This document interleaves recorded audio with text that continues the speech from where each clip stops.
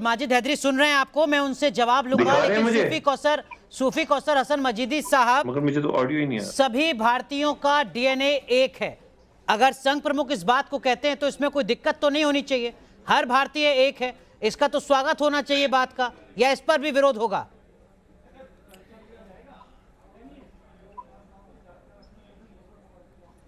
देखिए, राजनीति से हट करके जो बात है और धार्मिक इसको महत्व न दिया जाए, तो जो आध्यात्म है वो आध्यात्म यही कहता है कि केवल भारत ही क्या बल्कि दुनिया में जितने भी लोग हैं उनका सबका डीएनए एक है।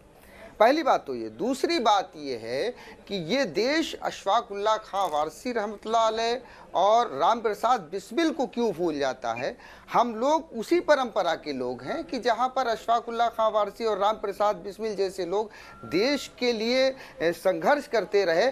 आज अगर उसी माहौल को बनाने की बात हो रही है, भारतीयता को बढ़ाने की बात हो रही है, तो ऐसे बयान का स्वागत होना चाहिए। लेकिन साथ में मैं एक चीज़ जोड़ देना चाहता हूँ कि जिस तरह से ये बयान दिया गया और इसको राजनीतिक एंगल दिया जा रहा है, टाइमिंग पर सवाल उठ रहे हैं, तो कहीं ना कहीं इस बात पर गौर करना चाहिए, क्योंकि मोहब्बत का पैगाम देने का कोई मौसम नहीं होता। साहब, संघ प्रमुख अगर कहते हैं कि सभी भारतीयों के पूर्वज एक समान हैं, का पैगाम तो कभी इसमें भी क्या कोई फैक्चुअली बात गलत कहते हैं संघ प्रमुख?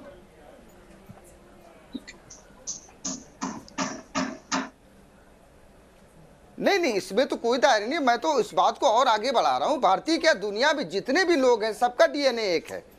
और उन्होंने जो बाकी जो बात की है, जो लिंचिंग पर उन्होंने कहा है, अपराध माना है और उस पर कार्रवाई की बात की है, तो इसका भी स्वागत होना चाहिए। हम सबको खुले दिल से स्वागत करना चाहिए और अपने देश को एक ऐसे रास्ते पर देना चाहिए, जैसे कि उन्होंने कहा कि भारत विश्व गुरु सदियों से है। आध्यात्म में हमारा देश विश्व गुरु है और अब हमको इतनी मेहनत करनी चाहिए, एक दूसरे में विश्वास पैदा करना चाहिए, ताकि हम हर मामले में विश्व गुरु बने।